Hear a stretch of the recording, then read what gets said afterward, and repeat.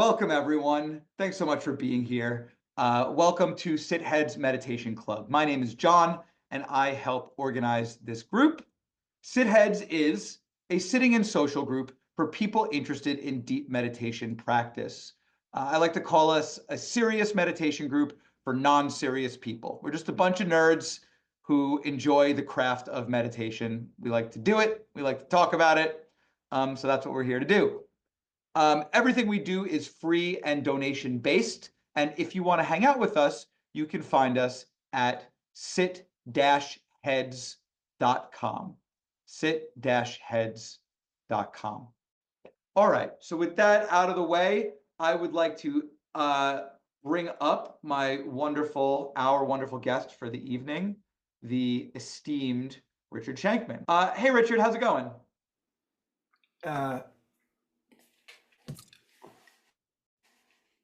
Love the honesty. Really. How are you doing? I'm actually doing pretty okay. I'm feeling a little like I'm always like a little on the hyperactive side, but I'm feeling like pretty revved up. So I'm gonna see, even after sitting a bit. So I'm gonna see if maybe that'll settle down. I think you and Well, you I, can bring. We'll sort of balance each other here. I think we can pull it off. that's so funny because I was gonna say, based on our You need to. I conversations, need I to feel get like up a little. I was gonna say I feel like we rev each other up, actually. I feel like we have high energy We do. conversations for like a couple of meditation bums. It's very like, so we'll see if that Yeah, comes yeah. out. Richard, is it okay if I do like a little introductory spiel where I say your bio and talk Sure. about you in the third person? That's All okay. right, cool. Here we go. Richard Shankman has been meditating since 1970.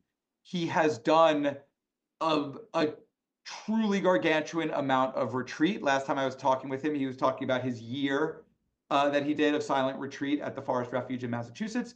And he is a meditation teacher. He teaches at Dharma centers and with groups internationally. He is the guiding teacher of the Metta Dharma Foundation, co-founder of the Sati Center for Buddhist Studies, and also the co-founder of the nonprofit Mindful Schools.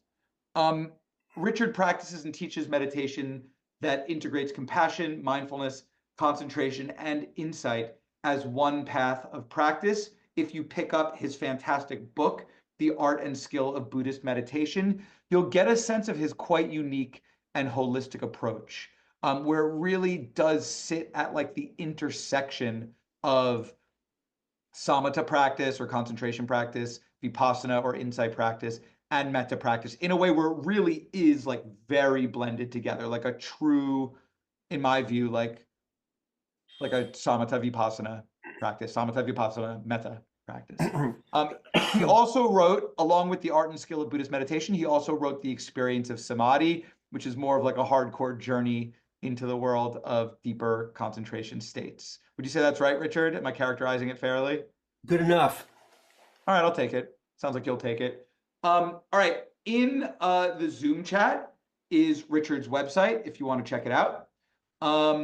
Normally, we do a Dana talk where we talk about how to support the teacher financially if you wish to do so out of generosity and gratitude for the teachings.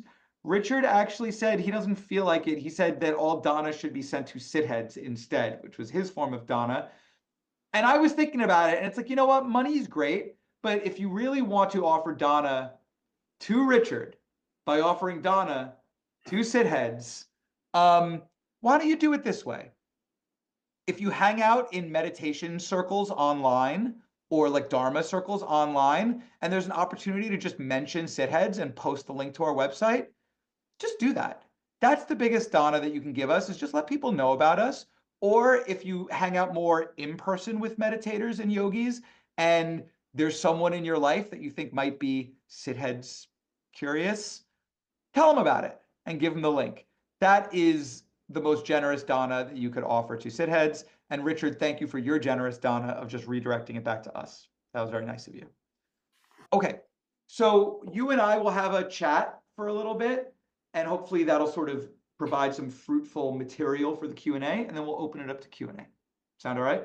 Sounds good. Okay. So I guess my first, I'm just curious. What has been really alive in your practice recently, in your own meditation practice? Or what do you think has been Recently, most, yeah, what has been most influential? How about this? Or what has been the biggest shift in your practice you talking recently? about in the way I'm teaching or in my own personal practice? I think in your, I'm interested in both, but let's go with your own personal practice. You know, my so I still have do formal meditation. I've done that for, you said, like it's been, gosh, 55 years. Mhm. And but that's a long time. Um, and um, I, I've been pleased with the result, and it's been, as many people experience, I think it's been just profoundly transformative in my life.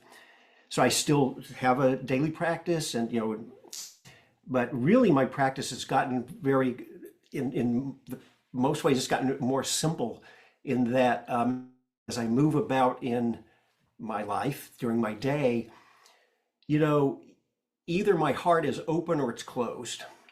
And either I'm in a harmonious flow in relation to life, or I'm in some kind of clinging or conflictual stance in relationship to life.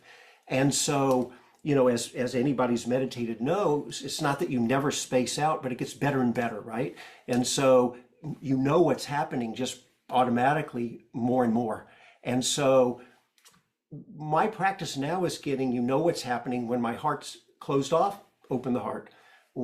And when my if I'm living in a way that's open-hearted and kind of just in an equanimity and a balance, I don't do anything. I just live.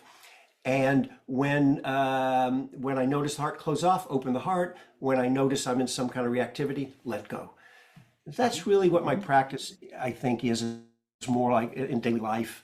And of course, I have many opportunities to see where more work is to be done, as we all do. And I like to view um, the challenges that come not as problems, but as seriously, as more as a teaching or a teacher showing me.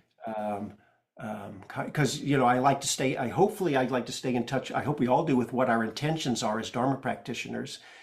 And then we get to see, here's my intention. I won't go off too much, but just giving what's going politically, I want to be careful because I'm not going to get into the politics. But, and by the way, I don't assume we all share the same politics. Probably statistically, most of us are kind of in a certain similarity, more or less politically. But, there's stuff going on that I'm Maybe. finding this week kind of rough.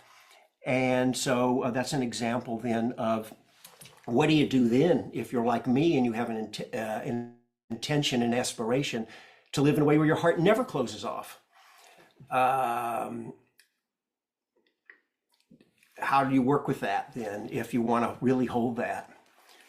Yeah, I have things I want to poke at. So, the first thing I want to poke at is when you talk about this idea of like just noticing when the heart's open, noticing when it's closed, and if it's closed, open it. That sounds so beautifully simple. Is that an instruction that can be practiced, or is that a fruit? In other words, like, can someone just say, okay, that sounds good. That's how I'm going to practice. I'm going to notice when my heart's open. I'm going to notice when it's Yeah, closed. If it's closed, I'm going to open it. Or is it like, well, that's easier said than done, right. and that's more of a fruit of practice rather than But like a it's both. practice? But it's true, right? It's both, of course. That it's a fruit in the sense that any of you, and there's a few people I recognize on here that I know. I don't think there's anyone I know really intimately, but there's a few I know. Most people I don't know. But people wouldn't show up at a group. Well, somebody might have just gotten dragged here by a friend and not know what they got into, of course. But most people, if they showed up here, it's because they've kind of signed up for, they're interested, or they want to deepen these beautiful qualities of our hearts and our minds, right? That's what Dharma is, to live in a way, that creates less and less suffering for ourselves, for others, that creates more happiness and well-being for ourselves and for others, right? So if that's kind of what we hold as sort of our touchstone, then when you can remember And we don't worry about the times you get caught up and forget because you can't do anything about that. So don't worry about it. You didn't choose to do it, right? Yeah, you don't even know you've gotten lost and you don't even know you've gotten lost. And so don't worry about that. But once you kind of come back and you know what's happening, now you got some choice points if you can remember. And I bet everybody here, if they get caught in ill will, probably most people aren't going to say, I'm in ill will and I'm going to keep this going and kind of gin it up a little bit. Most people are going to do the best they can to want to stay in alignment with their intentions and aspirations. So it's a practice. But I think many people here, assuming people have been practicing, you'll see it gets better. So your natural set point, well, I should just decide to say what I mean. So I talk about set points where, we all have about any part of ourselves, how reactive or quantumous we tend to be, how grouchy or friendly we tend to be, or any aspect of ourselves. I don't know why I picked those two. We kind of have a set point and we oscillate around those set points all the time, up and down, but the set points keep moving and moving in a better place, right? And it gets, so that then, isn't it true that we get to the place where even with things that are challenging, we're more able to do it in a way that's to like let go and open the heart, where it's not fake, where it's more authentic, right? So it gets better as a fruit, but it's a practice too. Yeah, I mean that's my take on it. Yeah. But other people may not articulate their goals and path and where they're aiming in that way. They might articulate it very differently, and then they'll hold up. That will be their touchstone. Got it. Because we don't all have the same goals. Yeah. I'm assuming people are probably practicing with lots of different. Some people may not even have a sense of goals. It's just like they're just drawn to Dharma and may not have articulated goals that clearly. Yeah. And those people might be the lucky ones too, because goals can really get in the way sometimes, depending on how you Well, hold but on that's to a whole them. different thing of how goals can serve us, but it has a shadow side to it that can, and then it depends on our personality. Some of us really need the goal, and if not, we blow it off. Other people would do better to not have the goal, or they're going to tie themselves in a knot. That's just personal style. Yeah. I want to get spicy, but enough with the pleasantries, Richard. All right. Let's But hold no, on. but Can I just say something? I hear what you're yes. saying, and I want you to. You and I've talked. I know what you can do when you get spicy. It'll be interesting, I'm sure, depending on what you're going to do. But wait, what we were just talking about wasn't just nice. I know. When you're burning and suffering, and you really want to not turn away and actually open to what's actually happening, that's serious business. Especially if we haven't found the key or the way to find some liberation or freedom around it. So let's It okay, ain't let's stay there. nice. Let's stay there then. Let's stay there. No, We you can don't get have to do that. spicy. I just wanted to say that before you moved on. No, now I want to. Okay, But I'll save the spice for momentarily. But but don't forget. uh oh, how could I? Okay, It's too spicy to forget. okay. What's he So gonna say? yeah, I got options. I bet you're wondering what I'm because you know what some of the options are. Because we've already spoken. But okay. So I guess one question I have for you. Let's get to get into the meditation, a little bit of like the actual nitty-gritty of meditation a little bit.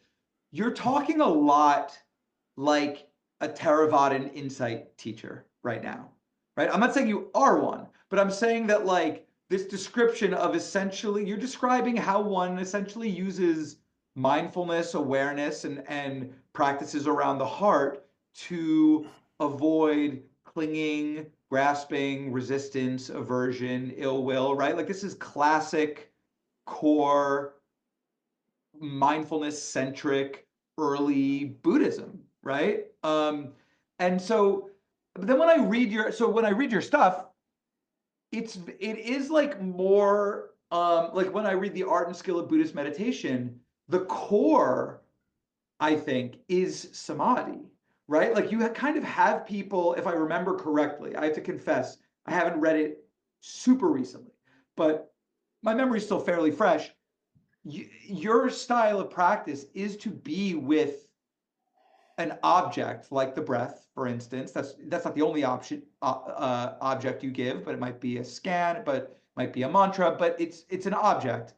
And to be with it in a sort of samatha-like way, a stabilizing, calming, centering, grounding way. And then when and to encourage that stabilization. Um, and then it's kind of like, I think when distraction happens, you suggest a little bit of investigation. And then when attention resettles, now as I'm saying it, maybe that's not so different from how Mahasi teaches, for instance, in the beginnings of his system, but it felt a bit more like samadhic. It felt a bit more like samatha with, it's almost like you're like the default is samatha, and then when the samatha isn't viable because there's hindrances or it gets disrupted or whatever, take that as an opportunity for insight. How does that dovetail with this sort of in every moment, mindful, opening towards what is, Yeah. more almost insight style approach or worldview that you're discussing or espousing in our conversation right now? Right. So I appreciate the way you said that, and that's good. I'm gonna, I would actually say, and I will now in a little bit of a different way. Please, of course. So let me just say something briefly about kind of my take on the actual practice of meditation, and then I'll make a brief, and then can come back to about moving about in just daily life, right? So Yeah, I'm glad to hear that. Yeah, I'm glad to hear that one of us is capable of making it brief. So at least one of us could do that. So you that'll be know, your anybody response. who knows me, I have a reputation as being a prolific word generator. So I'm really actually not capable of responding to anything briefly, but I always Yeah, say me that either. so you know that I mean well. Uh, Ha, but so go look, for it. here's Let's go for it. yeah. So I actually don't have any preset idea of what formal meditation should look like for everyone because we're all different. It doesn't matter what we do, it will work well for all the different approaches, techniques, methods work well for someone, and they're just not going to work for other people. It doesn't matter. So if I start working with people, yes, for most people having some kind of object, we use that, it's a little bit of a clumsy language. Your breath, I'll just use that as an example, but there's lots more. But you come back, you come to the breath, and you just keep bringing and putting your attention on the breath. There's a lot to that. How do we do it in a way that's kind, not over striving, that's relaxed, and there's a lot of detail, but I'll skip that. Yeah, yeah. Um, and so we do something that helps us start to learn to stabilize. This is we use this word samadhi. By the way, it's totally very common, and I notice you use the word samatha, and it seems to me I don't want to get too sidetracked that you can correct me, but maybe you kind of use it synonymously with samadhi. I don't use Not exactly, okay, but I certainly see them as living in the same neighborhood. I tend to use samatha as like a practice. Now I know that samatha actually does refer to a state and a culmination right, of, but yeah, I think it has entered common usage as referring to a type of meditation, and so I use it that way. okay, Whereas I tend to use samadhi as referring to the faculty uh of like collectedness of mind, or what people sometimes call okay, fine, concentration. fine. Just in case anybody was picking up on that, but we I don't know. We have to probably just a little side trip. We don't isn't worth going down. So, but there are people from the beginning who will do practices, and this won't mean anything to some people, but you'll hear sometimes people do a practice called resting in open awareness. They don't have an object. They're able to just kind of be present in this. I don't. So most people cannot do that, but there are some. Actually, through as samadhi deepens, it often ends up in a state like that, but coming out of the deep samadhi. But some people can do it from the beginning, and that may be a good practice for them. So I want to find what's the best doorway into where, that's the whole question, but doorway in for people. And we do that. And then on the one hand, you don't have to do anything else. You just keep doing that practice and take the samadhi as far and deep as you want to do it. Okay? What everybody who's meditated will notice is there will be and so you're on the concentration side of the practice, really, is a way to think about it. Yeah. On its own, even without people doing anything to make it happen, right? Everybody knows there'll be lots of times when you can't concentrate, difficulties come up, the body hurts, stuff's going on, emotions, moods, your mind's flying. There's just other stuff happening that needs to be tended to in skillful ways, right? Yes. When is it time to up the effort to stay with the breath, or when is it time to turn towards what's happening? So we need those tools.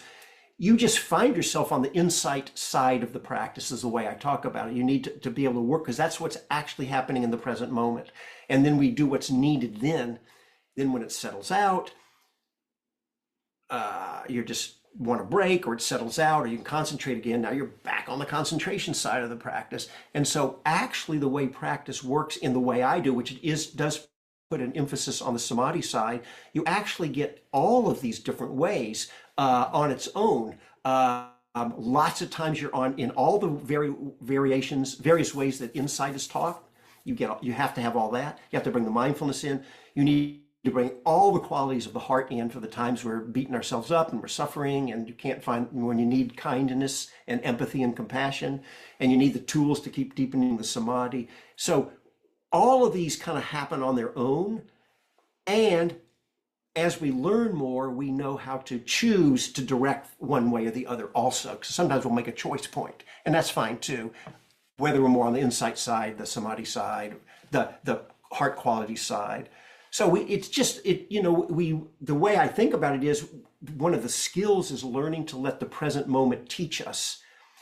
And that sounds easy, but it's so easy to get caught up in what's happening, and we don't realize it, and then we kind of wake up and go, okay, wait, what's actually going on here? Okay, what's my best sense of how to work with what's going on? And you do the best you can with it.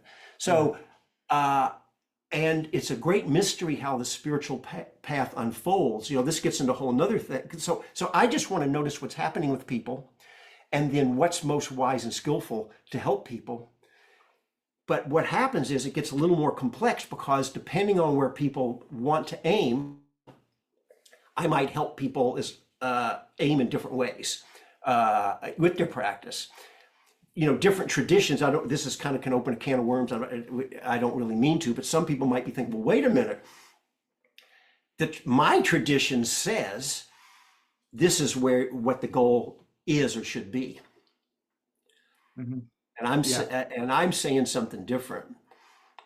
Yeah, which brings us to a slightly spicy place, one of the places I wanted to talk about, which is something you said to me and said it was okay for me to repeat, is that... No, I said, don't say this in the group.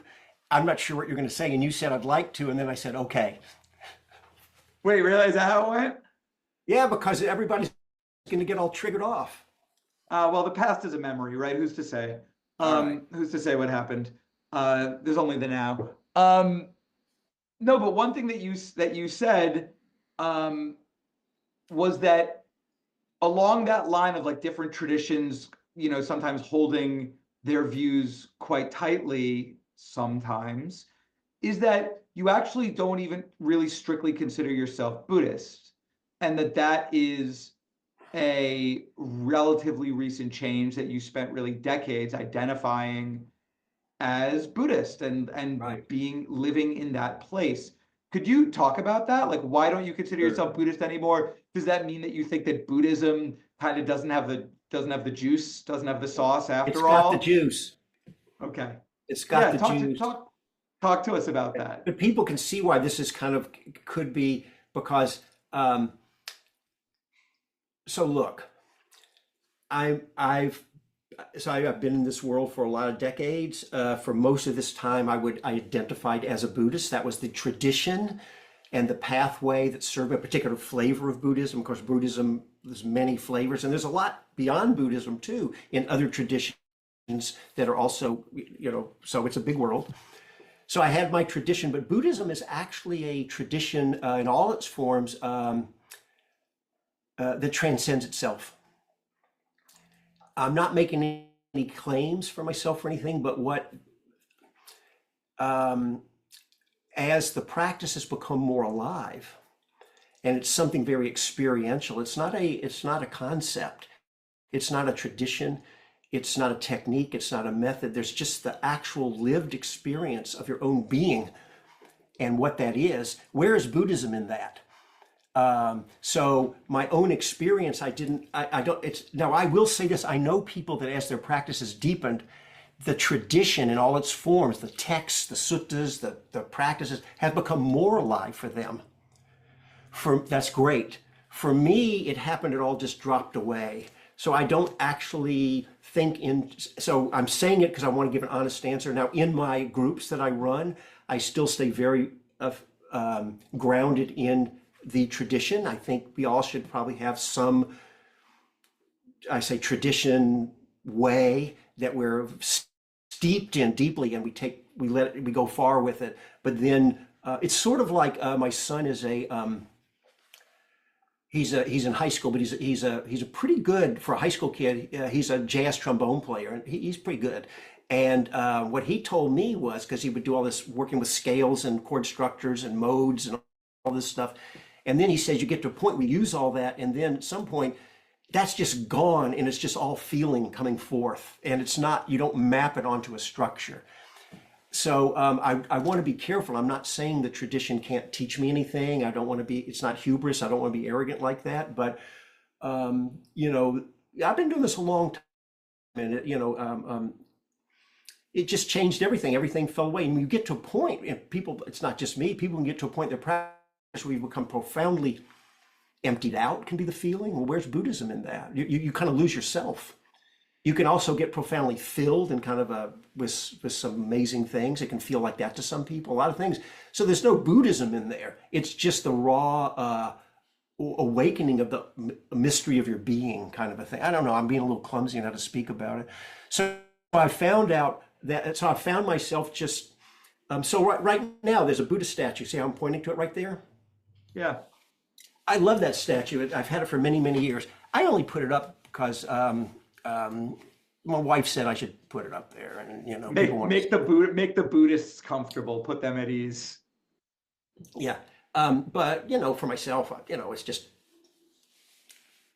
I think it's pretty. It's just what? Yeah. Okay. Cool. So I don't mean to be disrespectful in any way. I have tremendous appreciation and gratitude for Buddhism in many of the forms, especially my own tradition. I'm tremendously appreciative. Again, I'm not making any claim that, you know, I can still suffer, and, you know, I can still get an argument with my wife. And, you know, I'm not saying that, you know, you just kind of start floating up in the air or something like that.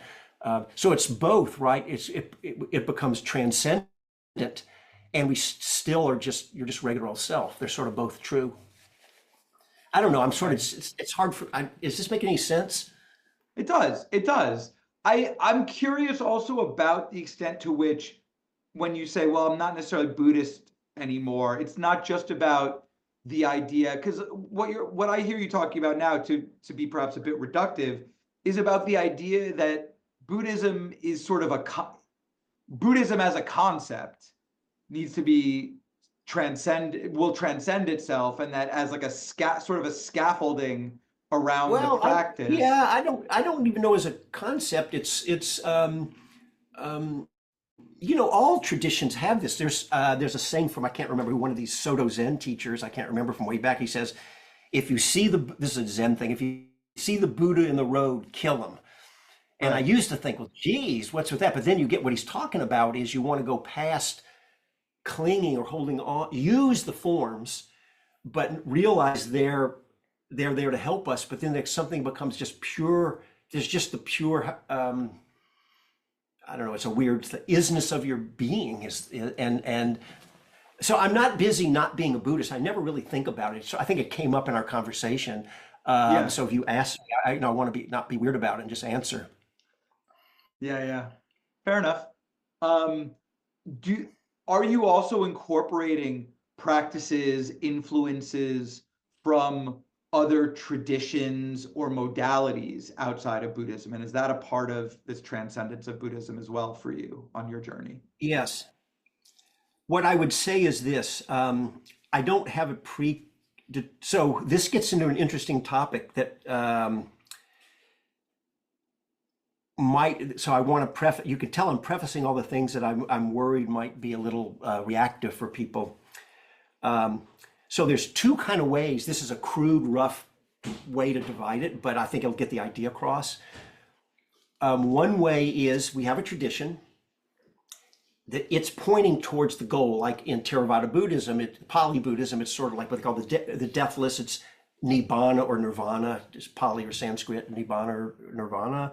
And the idea it's a liberation through non-clinging, and it's modeled out, and this whole thing like stages of enlightenment, and there's this whole ending the cycle of births and deaths, there's a whole pathway. And so if you want to adhere to having that predetermined view of where you want to aim, then you want to practice an aim that steers in that way. And so that's one way to hold everything we do. We sort of know where we want to aim ourselves and aim the students that we work with. There's another way that's becoming, and I do both of these ways I'm talking about. The second way, which I'm really getting more and more interested in very recent times, is it shares an overlap, but it's quite different in that it's more about, we do these like samadhi type practices that really deeply connect us within ourselves. And then something wonderful happens for many people, and we can help it happen, where the inner teacher, the inner guidance, the inner knowing, it's not an ego knowing, but something, your spiritual path starts to reveal itself to you in just these amazing ways that can show up in traditional, that map onto the traditional kind of views, but can go from a lot of different ways. The world, the universe is, it's vast, it's mysterious, there's a lot. And so this other way is more learning to be connect with, make it alive, and then let it start to open and reveal itself, and let the path reveal itself, and you follow that way. And it's not predetermined. I mean, we still want to be careful that we don't go off into weird places or create more suffering, and it needs to be wise and skillful, and it needs to be beautiful, and right. But so there's these two ways, and so I kind of stand in both worlds with people and just sort of like, what is it for this person? And I do the same for myself, right? And I kind of hold both views of kind of aiming and let the revelations. And I'll give you an example where this kind of thing, I think it's because of my books. I do get identified as a samadhi guy, and that's, I totally get that. I really think of myself as a mindfulness, samadhi, insight, love, all one path guy. But I don't know how to say that in a short way. So whatever labels is fine. But one of the things that's happened is a lot of people come to me who, because they feel like they haven't gotten maybe from some other teacher, or they want help, or whatever it is. So people will come, and I get connected with some people who've been really strong on the samadhi side. And it's just such an amazing, vast world of the way that the path opens for different people. And sometimes it's in non-Buddhist ways. Can I just give you an example? Just a few weeks ago, someone on retreat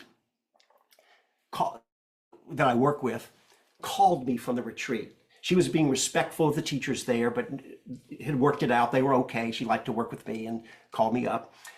And she said,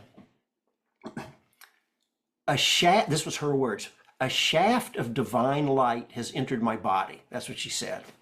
That sounded pretty nice. I'd like to have that myself. Yeah, sounds pretty good. Next day she calls me up and says, "It's changed now. The divine light has suffused my whole body, and I'm just sitting immersed in a body of divine light." Next day, this happened 3 days. Next day she calls me and says, "Mother Mary has come to me." And she says, "I don't know what to make of it, because I have no connection with Christianity, with Catholicism, with Mother Mary, nothing. But I'm telling you, Mother Mary is here, and it's beckoning me, excuse me, forth to the divine."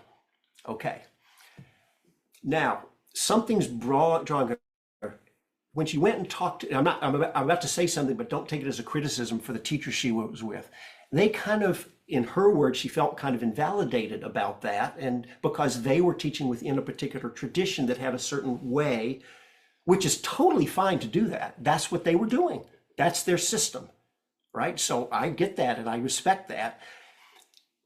And she could have sort of let go of that, but she felt like it was going against herself. And so in my mind, I'll just say to people, if your body feels, and this is, if you use the word, if the body feels with divine light, and then Mother Mary is beckoning you, deepening to the divine, you ain't in Buddhist land anymore. Go for it. Yeah, that is very different, right? Like if you were, I never got to sit with him, but based on everything I've heard, my understanding is that like if you were sitting with Sayadaw U Pandita, for instance, in Burma, Yeah. he would have only one thing to say to that, which is, did you note it? Yeah. Right? And I would just, and that gets into an interesting thing because he's got a way. Well, sorry, Yeah. cut you off. And yeah, no, that's it. And I think I don't know this. I would never speak for him, and he's still alive. He could speak for himself. But like my sense is that like maybe you might get something similar from Joseph Goldstein too. Is like I don't that's know. very interesting. What does that tell you about like, okay, that's the content, but like, are you clinging? Like it would be Buddhist, right? Like the response would be Theravada, Buddhist. I mean, Joseph does some other stuff You too. know, these Not just guys, Theravada, I but got to like, tell you, John, these guys make way too big of a deal about clinging. This is another thing. You're not supposed to say that. That's heresy, right? that's actually huge because when Joseph joined us a couple of years ago, his big thing, I was like, if you could put one thing in every meditation app on earth, like you could snap your fingers, you could add anything to all the meditation apps, like whether it's a teaching or a recording or something, anything at all, what would it be? And he was like, I would have it so that when the app loads, the first thing you see is just a screen that says, don't cling. That's Yeah. like his core thing. I think if Right. you read his book, One Dharma, that to him is, I think, like the essence. So no, go off. I want to hear this. All right, So I people are making respect too big a Joseph's, deal. by the way, Joseph's not here. And if he were, I'd be saying the same thing. Joseph's, by the way, been a very important teacher for me for many years. He never taught me anything about meditation. But as far as a wisdom and Dharma teacher, he was probably my main teacher for many years. Look, let me. So you'd say it to his face, is what you're saying. But like, Oh, let's sure. go. You, Yeah, yeah, I know. but I'd kick it around with him a little bit. So first of all, absolutely, the liberation through non-clinging is foundational for all of this. No question about it. If you're caught in clinging, that's a pathway to present and potential future suffering. I'm all on board with all of that. The only thing I meant something specific about the clinging when I said that, and I realized I needed to clean it up. Look, one of the things you'll hear, let me give it, boy, there's so many examples. You know, it's always interesting to me, if anything good happens in your meditation, all these teachers are going to start telling you, oh no, you're going to cling. You notice they want you to take mindfulness as far as you can take it. They don't want you to get into stress about it, but in a wholesome way without overstriving. They never say, don't get too much mindfulness, you're going to cling. They want you to take metta, loving kindness, as far as you can take it, without overstriving and getting tied in a knot about it, but in a wholesome way. They never say you're going to cling. They want you to take insight as far as you can take it. But when it comes to samadhi, for some reason, that most important, it's the final culminating piece of the whole Eightfold Path. It's the thing where the Buddha is quoted as saying, do not shy away from jhana, you go for it. That's basically what he said. That one thing somehow, which is as wholesome as much or more than anything, oh no, be careful of that, you're going to cling. It's just not right. And I will say this, everybody who develops samadhi is going to cling. Don't worry about it. You're going to suffer and you're going to learn, and then you get past it and you let go. It works. It just unwinds itself. You don't have to worry about it. It's a self-correcting process. Don't worry about it. Go for it. And if you find you're overstriving, you're suffering, yeah, you need to let go of clinging, no question. Or do what I did for many years, just keep suffering if you want, sure. Okay, so that's what you mean when you say people are making too much of a big deal out of clinging. Yeah, Too big a deal out of not what clinging. Joseph is saying. I'm not saying what he was saying about the foundational aspect of clinging. I'm talking about, I meant specifically around practices and meditative states and transcendent experiences and that kind of stuff. Sure. Yeah. No, fair enough. And there are a few people, I think Ajahn Brahm talks like that too. Like they really emphasize that sutta, right? Where I think the Buddha said, like, I tell you that this is a pleasure that's not to be feared, Yeah. right? He's Yeah. basically saying go for it. Hmm. All So right. it's a different style. Now, if someone comes here and says something different than I say, great, that's their way. And then you see if you want, and then that's another way. All of these Yeah. different ways or styles, and we have to use our best judgment on which of these different formulations and ways of packaging what we're doing we think will serve us the best. There's no right or wrong to it. Mhm. I, Well, yeah, listen. Oh, no, please. No, no, no, no, no, no. You, not me. well, You. it's just I'm just thinking because I'm just digging myself deeper holes here every minute. But look, um, there's another way that I hold it that I think might be different from certain people. So some of you will know there's a meditation teacher, Lee Brasington. You've probably heard of Lee Brasington. He's a jhana. He was our immediately preceding guest, I think. He was Okay. our He last lives guest. here in Oakland with me. He's a friend of mine. I've known him for many, Cool. many years, probably at least 30, 40 years. And recently he and I went for a hike together. Hadn't seen him in a long time. So we get together once. I don't see him that often, but we got together. He's a friend. Of course, we're talking about Dharma and all this stuff. And we got into jhana because he's a jhana guy. I'm a jhana guy. Yeah, a couple of jhana And guys. I said, well, what do you do like when you have people, you have whatever you do to get people into jhana? He's got his own system, might be different than my system, the practices, the experiences, but that's fine. What do you have people do? And he's very specific. He wants to have people turn and do these insight kind of practices. He's got a system. Great. It's good. And I was saying, well, wait a minute. You're telling me you've already predetermined what everybody should be doing. And we had a whole conversation about it because where I come from, I put people, because it gets into this whole thing of insight. And his whole thing is when you get into jhana, then he wants to have you turn and do, he has a specific types of insight practices he has people do. Turns out some people are what I call investigators, and some people are what I call marinators.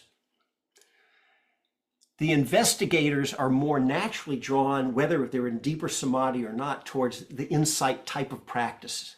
These investigations, however you hold insight, that's great. For other people, they're just not drawn in that way, and it's just by being in these states. You don't have to do anything else. Just get yourself in these things. You marinate. It's a full liberation practice. Totally cleans you out. You just and people can just go into deep places of equanimity through that. Okay. Everyone, now that's controversial for the people who say, oh no, you have to do this thing called insight. It's one way, sure. It's not. Well, that's true, also, but that's the Buddhist narrative also, right? That like essentially the Buddha was taught the like Pali Buddhist narrative, as I understand it, how it's often conveyed is the Buddha did not innovate concentration practice. He was taught that, and then his unique contribution was mindfulness and insight. So but his whole thing was this concentration practice is not enough to awaken. So no. that obviously gets a little muddy when you hear how much jhana is referenced with respect to his awakening in the suttas. Sorry, I was being a little So rough there, John. While you were speaking, I shook my head and I said, no. I don't care. That's fine. Okay. We're That's just how friends. I've heard it. Yeah, you could. No, you Well, could really. if you get Yeah. Lee on here, he'll say the same thing I do. The Buddha didn't say do vipassana, he said do jhana. Mm. You can find evidence for both of these approaches in the Pali texts. Yeah, it's a That's real why mess. It's that's a real why mess. it's a big world. It's not one way. Different teachers offering different ways. Let's find the practices, try them out, see for ourselves if we're getting the benefits we want. If so, stick with it. Other times, whole new traditions might open their way for us. I used to maybe be whatever. I was in this tradition. Now I used to be a Theravada. Now I'm a Chan Buddhist, or it can go Tibetan, or it can go in a lot of different ways with different new goals, new practices, new understandings about what leads to. Well, this gets a whole nother thing. I was going to say leads to what? Enlightenment, liberation, realization, awakening, we use all these words. I don't think we even have a shared understanding necessarily about what all that means. Maybe we do. And what our goals should be. Yeah.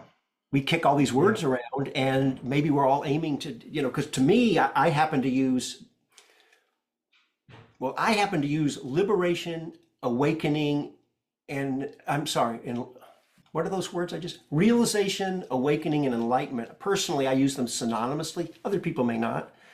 And Right. to me, liberation is something different. So pick Because your, that makes sense to me because like realization, awakening, enlightenment all revolve around the idea of understanding or seeing something more clearly, whereas liberation doesn't necessarily have that connotation. Liberation can be through insight or understanding. It's liberating insight as they talk about it. But anyway, the way that you slice it up makes sense to me. I get like just based on like sort of the how you would cluster those words. But anyway, listen, I could talk forever to you. Um, and I want to say one more. I want to say one last thing, and then I want to open it to Q&A. Because you drew an interesting distinction between you and Lee. Lee is a person who kind of does it one way and has one thing that he wants you to do, and at the risk of being reductive about Lee, but like more or less, this idea that he wants you to do jhana like this and then do insight like this, and you saying, well, but you're telling people how to do things, and everyone's different, and people have their inner teacher. And I wonder if there's actually like a real place, and my guess is you probably agree, a place in the world for both, because maybe some people want a Richard Shankman type teacher who will not be prescriptive and who will help them be their own teacher and find their way to the practice and style and approach that works for them, and then guide them there. And then maybe someone else says, no, I don't want that. I want a Lee Brasington over here and a Pa Oxide over there and an Esengoenko over there, and then I'll figure out which one of these prescriptive teachers. Do you know what I mean? Like maybe they want a teacher like you who is a menu of options and lets you pick from a menu of options, to be a bit reductive. And then maybe there are others who's like, no, I want each teacher to be an item on the menu, right. if you see what But I mean. I think it's an all of the above. Everything you said sounds really wonderful and good. I would just also make a slight change in the way you were characterizing me. It was fine what you said, but I actually am quite prescriptive. Hmm. Okay. But in a particular way, my own way of being prescriptive is I want to be with someone, and together we really, sometimes it's not clear to people, and you need, sometimes it is, but sometimes, lots of times it is, but sometimes you need to help kind of really see clearly what's happening. And then I can be very prescriptive and help see, like, well, here's my suggestion on what you should do, aim to help further what's happening. But we have to look and let the person before me, who is this being? What's happening? What does the Yeah. mystery of their spiritual unfolding look like? And sometimes, most of the time, it's just pretty standard Buddhist stuff. But you need to be attuned, like hardly anybody, I've been doing this a lot of years teaching, and nobody's ever had a shaft of divine light. I mean, maybe on Right. psychedelics, but just in meditation, nobody's had I've never heard that before. I've heard a lot of other stuff that can be pretty wonderful also, but that was a new one for me. So that's what was presented there. And I'm not going to tell her like, go tell Mother Mary to take a hike, because it's like, just see what might be here for you, and let's just see. And then we have to be really honest about it. And it could lead in ways that maybe, I don't know, maybe don't serve us that well. Then we have to be clear about that and maybe steer back or whatever. We have to do the experiment. This is Yeah. all a great experiment. Yeah. Richard, are you open to taking questions from the audience? Yeah. All right, fantastic. And as we discussed, like sort of you and I are both talkers, so we could just go Yeah. forever. So And it let's could avoid go to that. you, John. Maybe something we'll both kind of participate, right? Oh, no, no, no. Questions. I don't want to answer questions. I'm not, you're the teacher. All right. But yeah. That's your That call. sorry, I didn't mean to shut you down, but like I didn't mean it that way, but just Yeah, yeah. like um Sorry, I didn't mean to take over how you want to run things. Excuse me. oh no, that's okay. We talked about this a little bit. Like I'm no teacher. Um That's not true, and John. oh, you can vote. All right. Let's get into it, folks, and let's start with our dear friend Caroline. Caroline, would you like to ask your question? Yes, thank you. Hey, Richard. It's really Hey, nice. Caroline. Thanks so much for coming. Yeah, good to see you. So, my question is just maybe going back to what you and John were talking about earlier with current events, and I was curious to know what you might recommend to folks in terms of heart practices for ourselves and for our communities, for anyone who might be experiencing extra anxiety or existential dread or going through extra suffering these days. Yeah, so it's a great question. I'm afraid I'm not a very, I don't know, Caroline. We do the best we can. I don't mean to be dismissive. Um, um,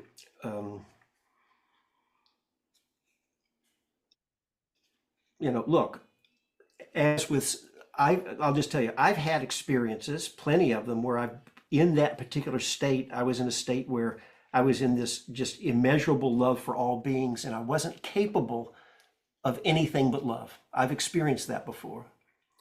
So I'm probably not the only one here. You can get it through meditation, sometimes certain other ways people can touch states like that. Having experienced that, I'm still working to find my way with all this. Um, and depending on how it is for you, I know a lot of people are having a pretty rough time. So the one thing I find that is helping me is, I mean, it's kind of obvious, but you just kind of start with what's real and true.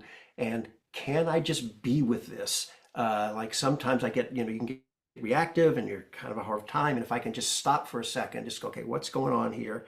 And just feel into my body. I mean, this is sort of basic mindfulness stuff, but this is what helps me feel into my body and, what's going on in my mind, even if it's pretty ugly, whatever, or painful, afraid, whatever it is. And then what I find helps me sometimes is I ask a question and I ask myself, can I be with this? It's just by saying it that way. I'll just offer this if it's of use to anyone. I'll ask, just put the words, can I be with this? And most of the, look, if there's something going on that we can't fix and we really can't be with it, now that's a lot of suffering. So then we do the best we can with that. We have to get through it. But I ask myself, can I be with it? And most of the time it says I can at least be with this experience.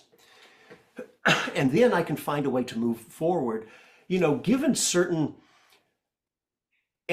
and then what I've been doing is standing in, some of you who know, there's a few people who know me, so I do have an aspiration to live in a way, I may have mentioned it earlier, where my heart never closes off to any living beings. And I take that quite seriously.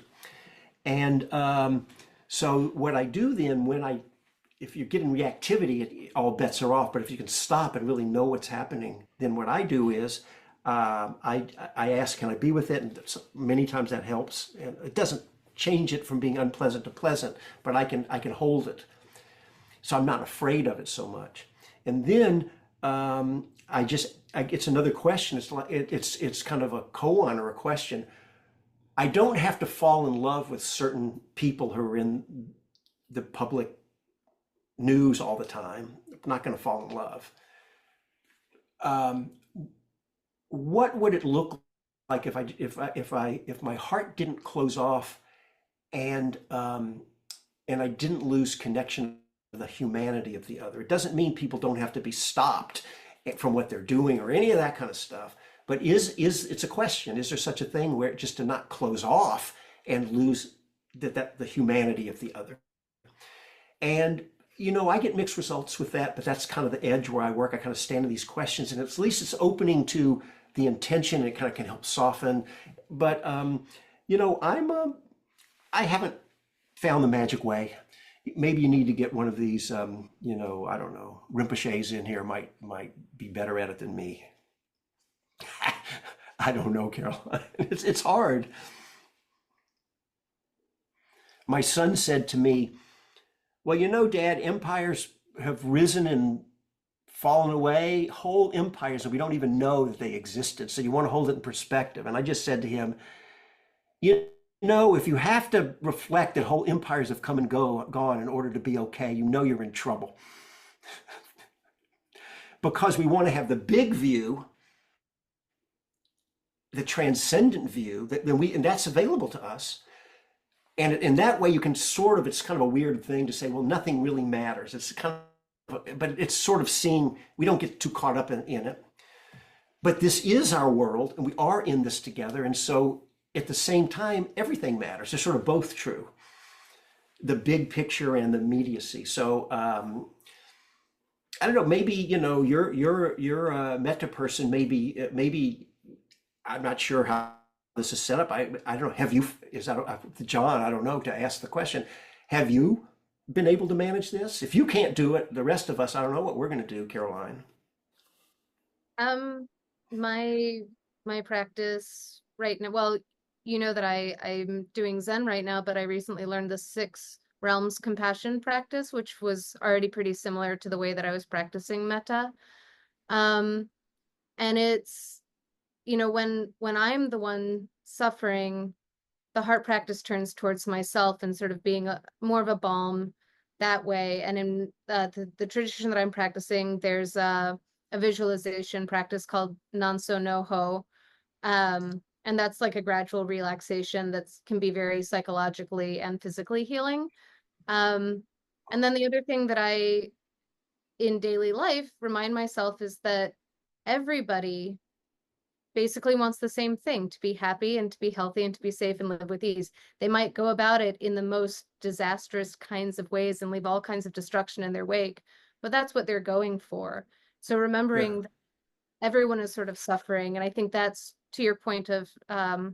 being able The to see empathy, bringing the empathy and compassion. Yeah. Okay. Well, I appreciate that. Thank you. John, sorry. I don't know if he's running things. I asked her a question, but maybe she's got something good to share there. No, Actually, if I could just. This is your show, Richard. I'm just Okay.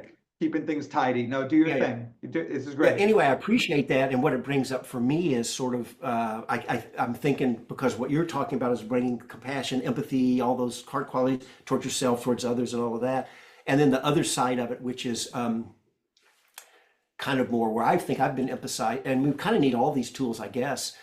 My emphasis has more been the non-clinging, I wasn't articulating it in that way, but the non-clinging, because it's really more not getting in a adversarial relationship with my own experience. And not means I got to just get into it and say it's okay. I don't want to just get entangled, but in a disentangled way, to just let myself, the non-clinging, sometimes it allows us to let go of things that are happening around us, but sometimes the non-clinging, it takes the form of allowing or letting be. And for me, it's been more, it's like, can I find a way to let be? And then I do become less reactive. I'll just give you one quick example. I have 2 brothers who are conservative, so I'm a pretty liberal guy, and probably left of center or something like that. And my 2 brothers, I was born in Memphis, Tennessee. I have 2 brothers who live in the deep South. And at least one of them voted for Trump. And I was on the phone with them, and I was just thinking, I don't know if I can have a relationship with him. I'm not going to talk to him, and he voted for Trump, and I'll never speak to him again. That was the feeling. I still think he's a knucklehead, and I told him that, but it's okay. He's my brother. But by doing what I did, I was able to come from a more calm place, and I didn't get into a reactivity with him. I just calmly said, this is hard for me. It's hard for me that you would think that's okay. I don't want to end our relationship, but I think I was able to, but I'm just letting you know that I'm kind of struggling with it. And I was able to just, without making you statements, just a bunch of I statements, and it came out okay, and we still have a relationship. So I think it helped me. I don't know. Anyway, yeah, okay. Thank you. Appreciate it. Okay, nice to see your cat again too. It's been a long time since I've seen you. All right. Been a Thanks, while. Richard. Yeah, yeah. Okay, thanks, Thank you, Carol. Caroline. All right. Ajit, do you want to ask your question? Okay, Richard, first of all, thank you so much for sharing your time with us. Really appreciate Sure. it. Yeah, nice to meet you. You too. By the way, I thought you must be a loving kindness guy because you seem to be glowing. You know, here's what I would say, Ajit. Anybody who knows me knows I'm a super loving guy, except when I'm not. Okay. So my question is, for someone who does breath meditation and can sit for an hour, Yeah. how to get to jhana? What are the things you have to do? So that's a big conversation, and I would probably need to talk to you. So what I would do is, this is open to you if you want to. You can contact me. I'm happy to have a one-on-one with you. I would want to ask you some questions. For time, I could ask you a couple. So I don't know your practice, and I would want to find out what you're doing, in what ways is it working or not working, and everything, and it would inform me what's actually going on, and then we could explore some suggestions. Without knowing your practice, I don't want to just put out a generic thing because I don't know you. I'll take you on the one-to-one. That'd be amazing. So if you, here's how to get it. I'll put it, John, can I just put in the chat, you put my, a way people can contact me if they want. Is that all right? Yeah, of course it is. Okay, so that came in the chat. And if you email to that, just say, you would like to talk with me. I'll remind me from the sit heads, and we'll make a time. Great. Thank you, Richard. Appreciate it. Sure. Okay, cool. Thanks so much, Ajit, and thanks, Richard. Let's see what we got here. All right, I've been asked to read a question. You mentioned a sort of transcendence from or break with Buddhism. What is the difference in practice and perhaps other realms for you between how things were before when you saw yourself as a card-carrying Buddhist and how you are now as a sort of post-Buddhist, or however you would call it?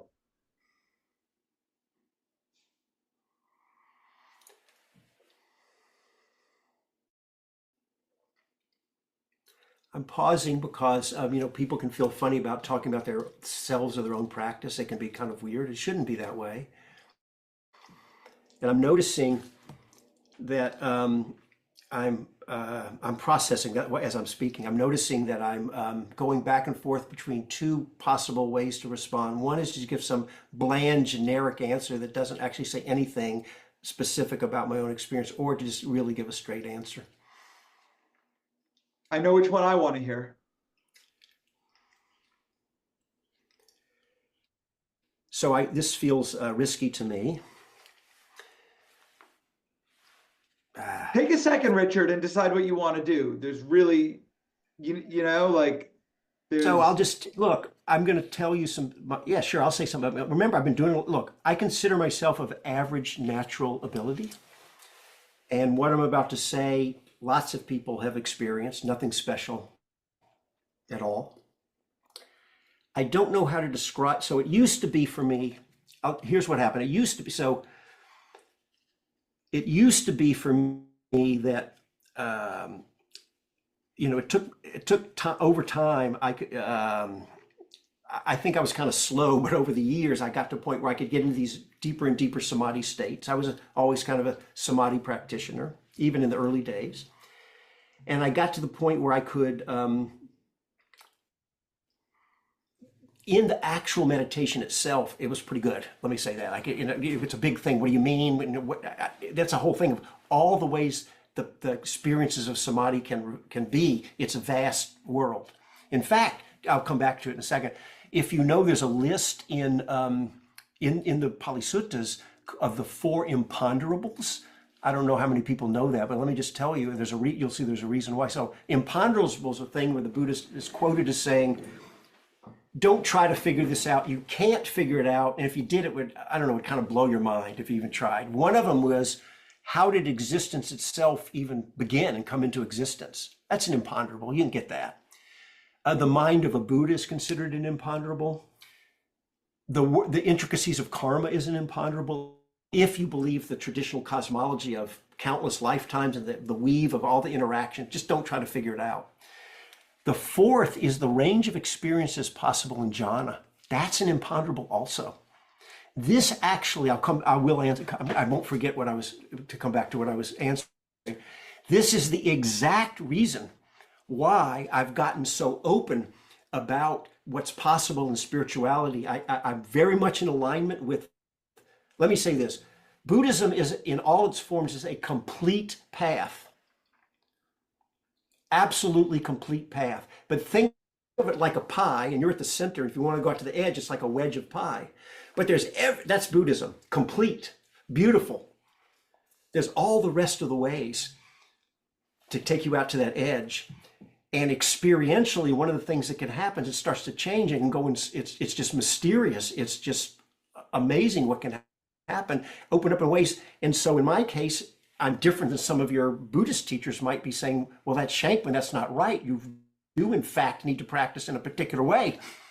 That's good. That's that wedge of the pie. But I think it's kind of arrogance for us Buddhists to think we've got the best way and all this other ways, which can be quite amazing. So that's why I've kind of peeled in a much broader way.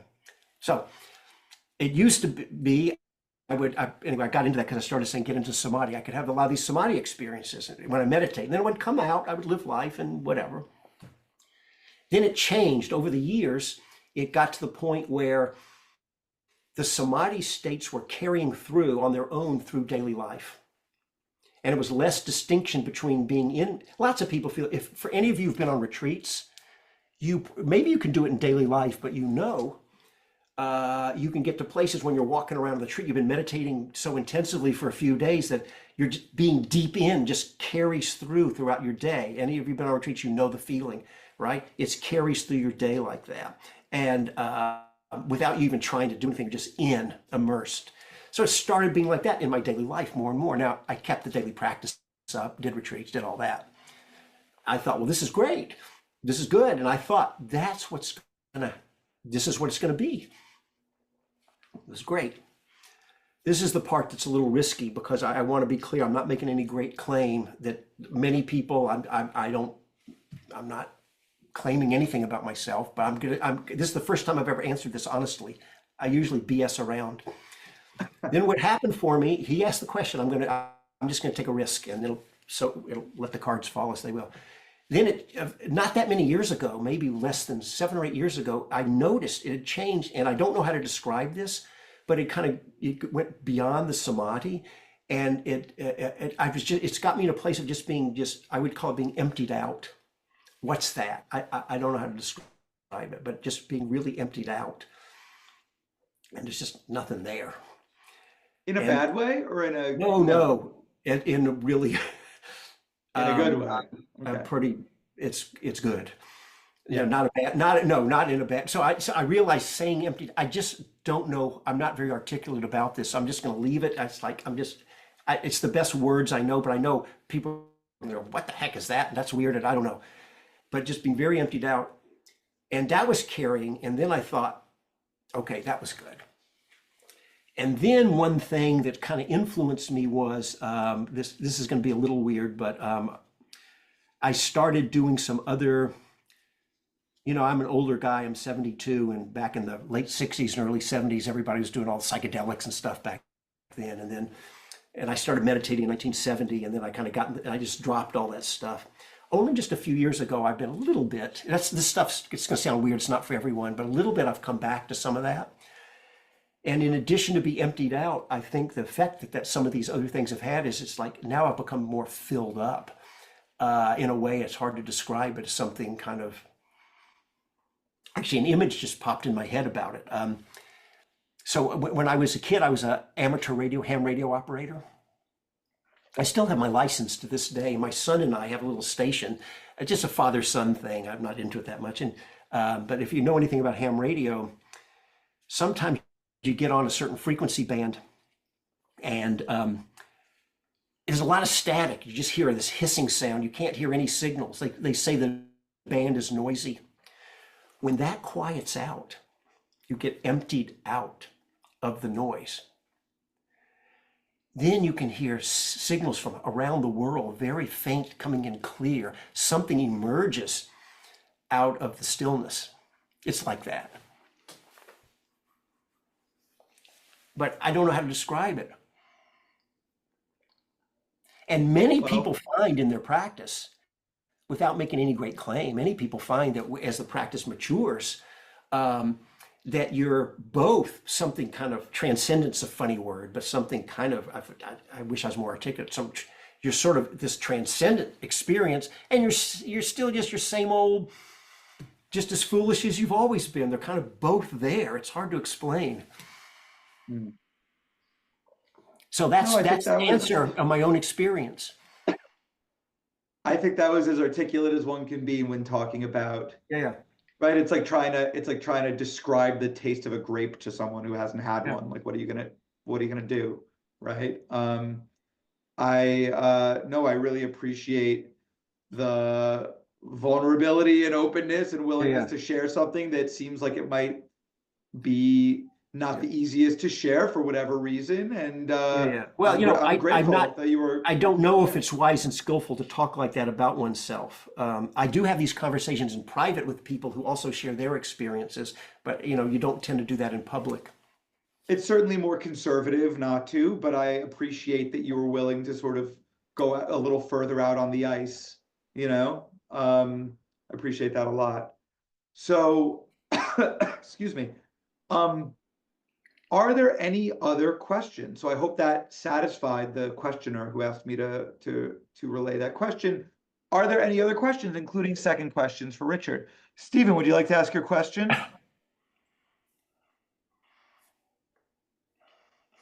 Thank you, John.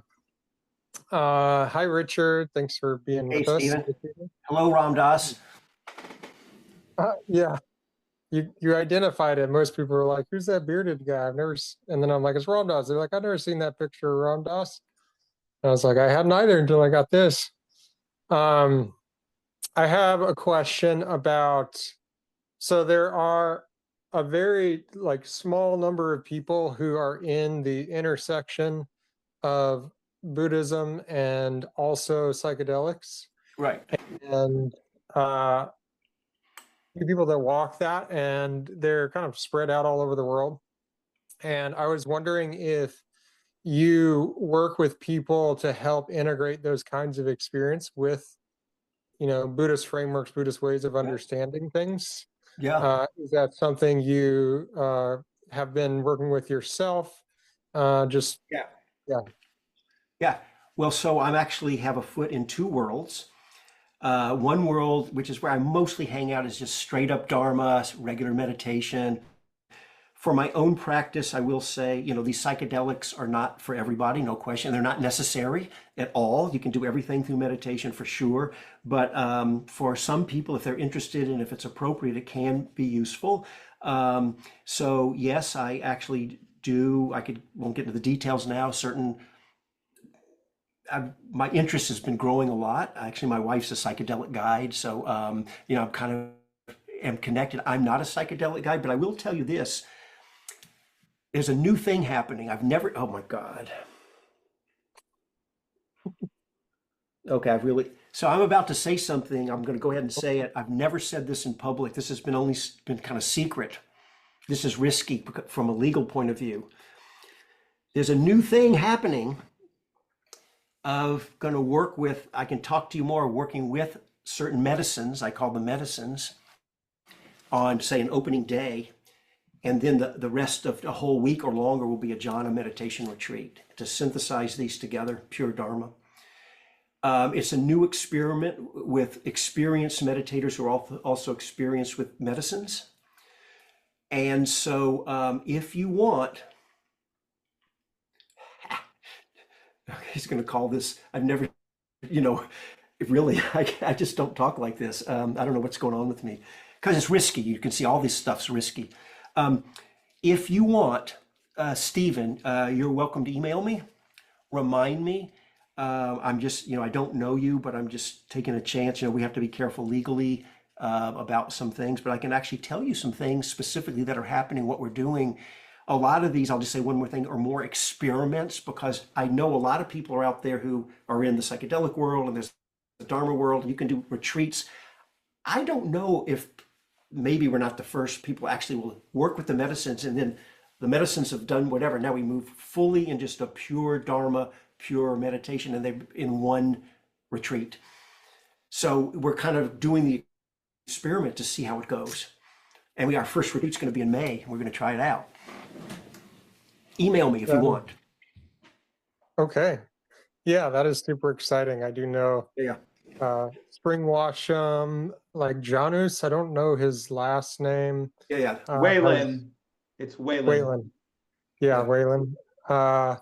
And a handful of other people I know have, tried to integrate the two and found interesting ways of doing. There's that movie Descending the Mountain as well about. So, you can contact me. I'll chat with you about it. This is the first, you'd be the first person that it's open to that I didn't personally know, but it's going to have to open up at some point if we're going to do it. And my intuition, I don't claim psychic powers, but I'm pretty intuitive, and I trust my intuition. Is it's okay to talk with you? Good intuition. Okay. I'll leave that to you then. It'll be nice to connect if you want to do that. All right, awesome. Thank you, Stephen. Nice to see you. Oh, my bad. Okay, cool. Thanks, Stephen. Thanks, Richard. So look, that delivers us pretty neatly to the finish line here. We're almost at the hour mark. So, Richard, I want to thank you so much for being here, and for getting yourself in so much trouble, I guess. If you're, I think you're gonna be just fine, but don't quote me on that. I'm a lawyer, so I have to say things like disclaimers, like I'm not your lawyer. We don't have a lawyer-client relationship, and whatever. But listen, thank you so much for like I said, going out on the ice. And let me just say this, John. It's quick. I know we're at the end. If I or anyone says something and you just don't like it, it's no big deal. You just move on. That's true. Look, I can edit this. I'm not gonna though. I'm not asking you. You just do whatever. But listen, thank you so much. This was lovely. It's been a pleasure getting to know you a little better and having time to chat with you. I think it was really beneficial to the folks in the audience, and I'm grateful to everyone who is here and everyone who asked a question and people who didn't ask a question and just hung out. Okay. So, Richard, anything that you want to say before we wrap? We've got 2 minutes. Yeah. Well, just what comes up for me when you say that is, even though I don't know people here, you just know, like I said earlier, you wouldn't join a group like this unless you were a pretty sincere Dharma practitioner, or at least interested in developing these beautiful qualities of the heart and mind. It's kind of a nice thing to hang out with such people. It just makes me happy to be able to hang out with you all. And, I don't take that for granted, because everybody's not that way.